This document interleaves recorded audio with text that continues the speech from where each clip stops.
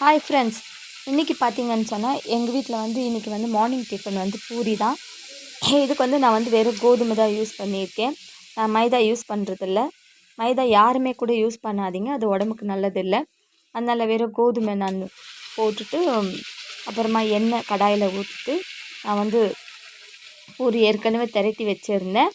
இப்போ பாருங்கள், நல்ல செவக்க செவக்க இந்த மாதிரி வந்து நல்லா செவந்த பிறகு நம்ம எடுத்தோம்னு சொன்னால் பூரி நல்லாயிருக்கும். இதுக்கு வந்து நீங்கள் வந்து சைட் டிஷ்ஷாக வந்து உருளைக்கிழங்கு வச்சுக்கலாம்.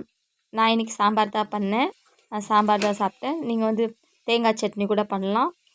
இதெல்லாம் கூட நீங்கள் வந்து சைட் டிஷ்ஷாக வச்சு சாப்பிட்டீங்கன்னு சொன்னால் பூரி வந்து ரொம்ப நல்லா இருக்கும். இது வந்து ஆயில்னால நீங்கள் வந்து எப்போ ஒரு டைம் நீங்கள் பண்ணிக்கலாம். நீங்களும் இந்த மாதிரி செஞ்சு சாப்பிட்டு பாருங்கள். பாய் ஃப்ரெண்ட்ஸ், நெக்ஸ்ட் வீடியோவில் நம்ம வந்து பார்க்கலாம்.